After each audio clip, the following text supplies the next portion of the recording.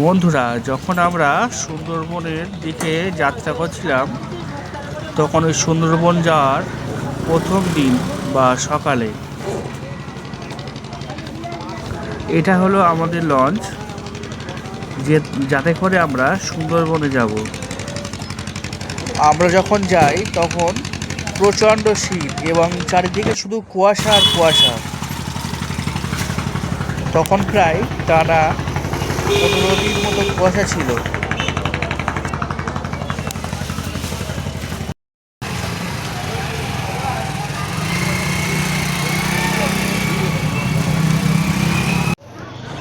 এটা হলো আমাদের লঞ্চের মধ্যে, আপনাদেরকে ঘুরিয়ে ঘুরিয়ে দেখাচ্ছি আমাদের লঞ্চটা কেমন। সকালবেলায় হারোয়া নদীতে পাখির কিচিরমিচির ডাক।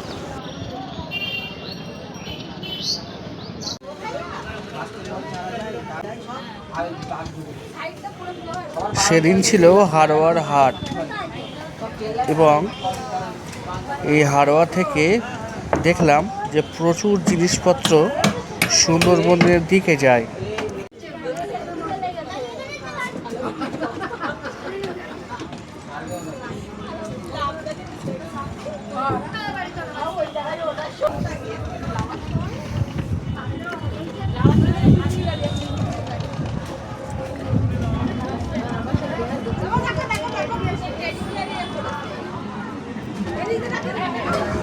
ওটা হলো আমাদের হারোয়া ব্রিজ। দেখছিলাম একটা নৌকাতে কতটা পর্যন্ত দ্রব্য নিয়ে যেতে পারে। যা দেখলাম, একটা লরির থেকে একটা নৌকাতে বেশি পরিমাণ মালপত্র নিয়ে যেতে পারে।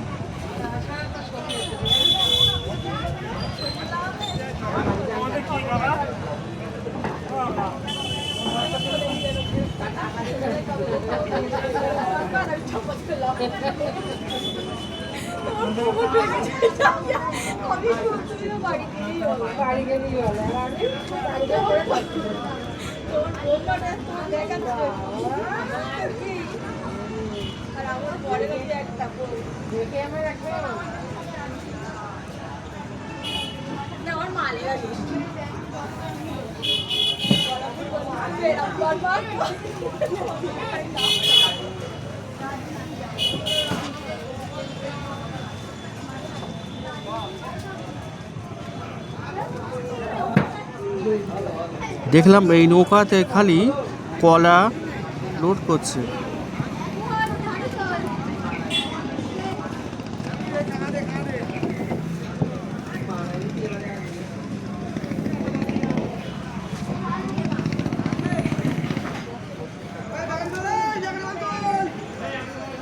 এটা বিক্রি হবে কোথায়? এটা কলাগুলো বিক্রি হবে কোথায়? কলাগুলো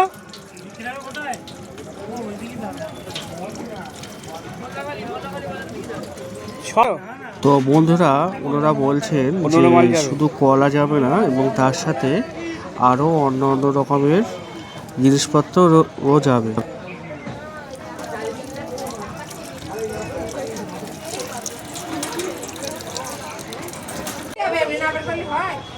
দেখুন বন্ধুরা, একজন মাথায় করে একটা স্টিলের বা লোহার শোকেস নিয়ে যাচ্ছে। দেখুন কতটা রিস্কে।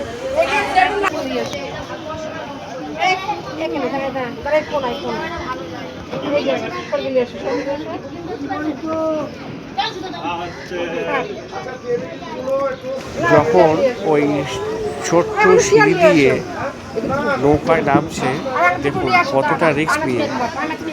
একটু পা এদিক ওদিক হলে পুরো শোকেসটা ভেঙে যাবে।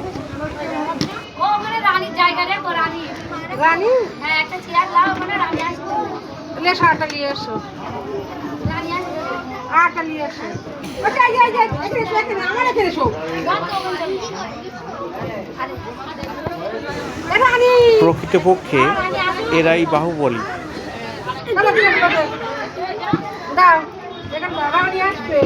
তুমি আর আনবো যখন বসার এখানে রানী আর আমি বসবো।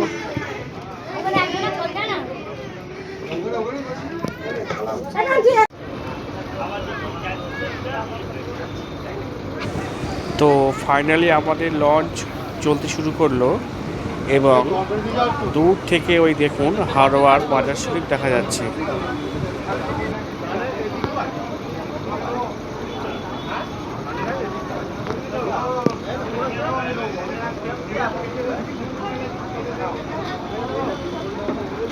তো আমরা এবার এটা দেখছেন, এটা হচ্ছে আস্তে আস্তে হারোয়া থেকে সুন্দরবনের দিকে আর আমরা যাচ্ছি। যেখান থেকে যাচ্ছি এটা হচ্ছে বিদ্যাধরী নদী।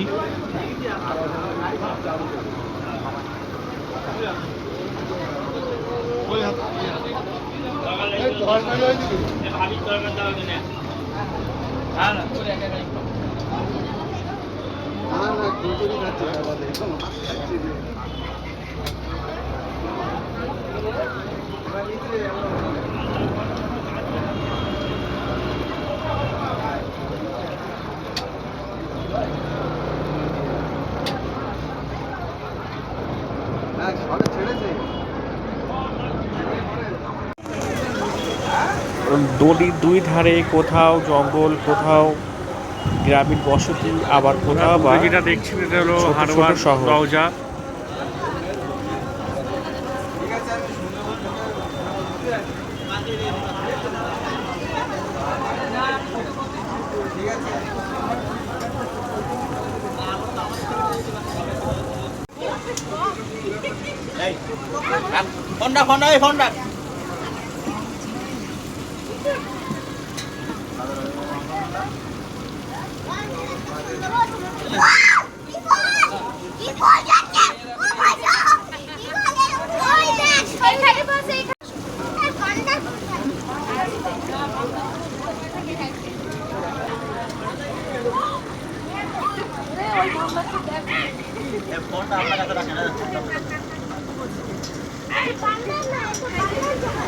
এখন আমরা হারোয়া নদীতে আছি এবং তার দুই পাশে ঘন জঙ্গল এবং বিভিন্ন ধরনের পাখি দেখা যাচ্ছে এবং হারোয়া নদীর জলটা দেখুন কেমন।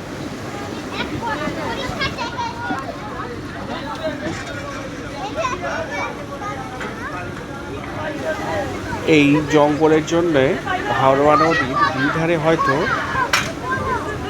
ভাঙন প্রতিরোধ করেছে, না হলে নদী দুই ধারে ভেঙে চওড়া হয়ে যেত।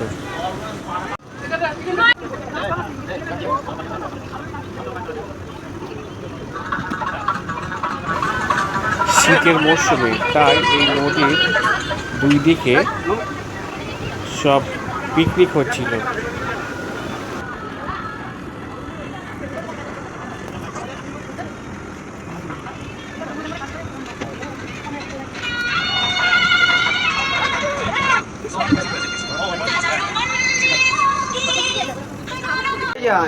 এই হলো আমাদের লঞ্চের জায়গাটা।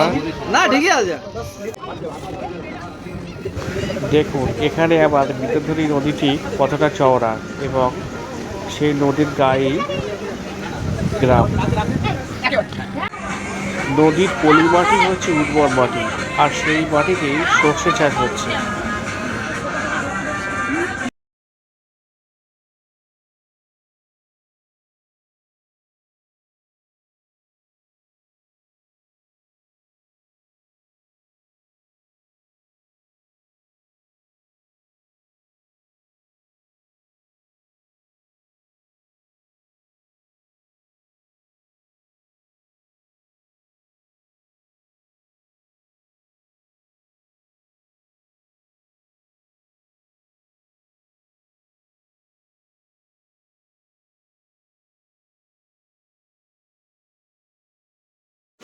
এই নৌকাটি নতুন তৈরি হচ্ছে এবং এর গায়ে রং করা হচ্ছে।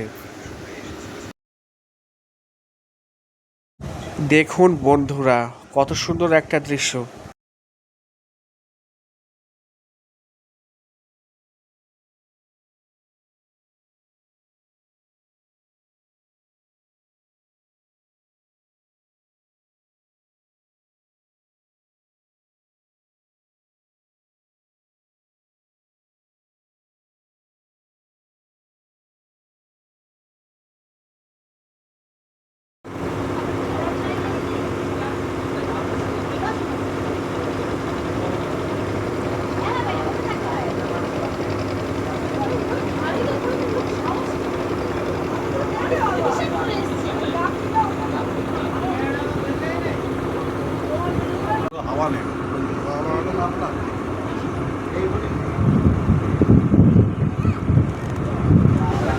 কি অপরূপ দৃশ্য, তাই না?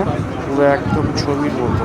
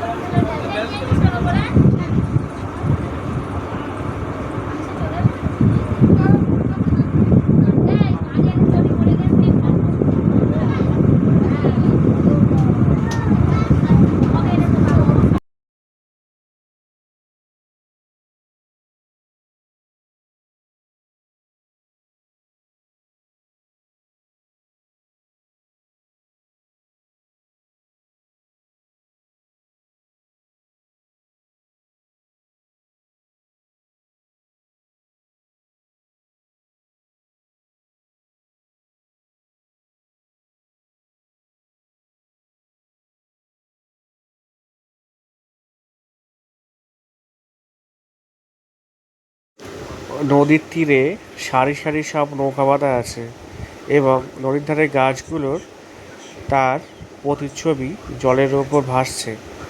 এ এক অপূর্ব দৃশ্য।